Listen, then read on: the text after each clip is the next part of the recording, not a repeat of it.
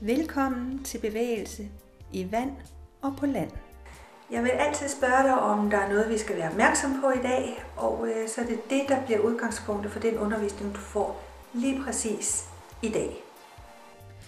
Det er sådan, at på alle holdene, der skal der være plads til både at være seriøs og lave bevægelser, men der skal også være plads til, at vi taler sammen, og at jeg har tid til at give en forklaring på det, som du har af spørgsmål til det, du mærker i din krop. Den tid skal vi tage os, og så skal du vide, at på alle holdene, der er der megen latter. Vi skal nemlig også have det sjovt sammen, og det kommer helt naturligt.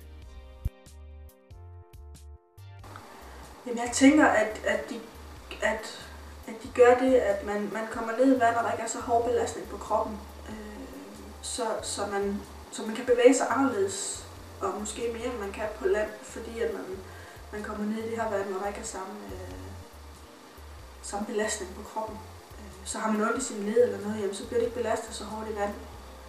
Og det, altså efter et kemoforløb og stråler, jamen, så er man nedbrudt, og så for at starte blidt ud, så kan man i hvert fald godt bruge varmvandsbassinget. Og også til muskulaturen, som er stram, fordi det så går ind og giver noget varmt samtidig med, at man er i vandet. Og så er det der lige at skulle tage det sidste skridt til at komme afsted, fordi det har været et hårdt forløb, man har været igennem, og man skal videre. Og der er også nogen, der tænker, så skal vi bare snakke om kræft hele tiden, men det gør man ikke kun. Det er en god støtte, man kan få, hvis man har noget, og har man ikke noget, jamen, så snakker vi om alle mulige andre ting. Jeg vil helt klart sige, hvis man har behov, eller man har brug for noget, altså hvis man har nedsat bevægelighed, eller jamen, nedsat styrke i kroppen generelt, jamen, så kommer afsted på de hold, fordi de instruktører og folk, der er der, jamen, de har en anden viden, end nogen andre måske ligger inde med.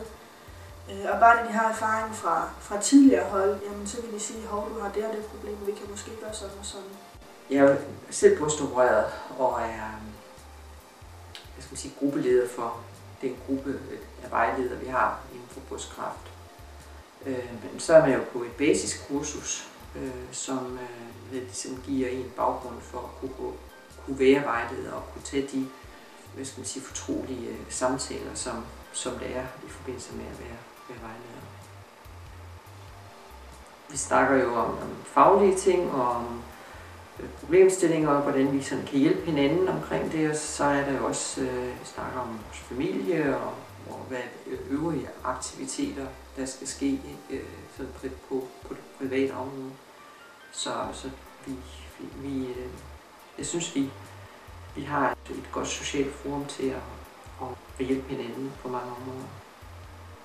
For det meste vi sidder og spørger os, hvordan er det gået siden sidst, og var der noget, hvis der er noget med familien, eller et eller andet, der dukker altid noget op, og så når man åbner op for en samtale, fordi vi er jo kvinder, vi er meget forskellige, fordi nogle er optaget af deres kæledyr for eksempel, eller de er optaget af deres haver, eller hvad det nu kan være. Så ligesom at man kommer lidt tættere ved hinanden, begynder at åbne op og snakke om, og så kommer der nogle gange nogle ting, som er relevante i hensyn til sygdomsforløb, at det tager vi også med.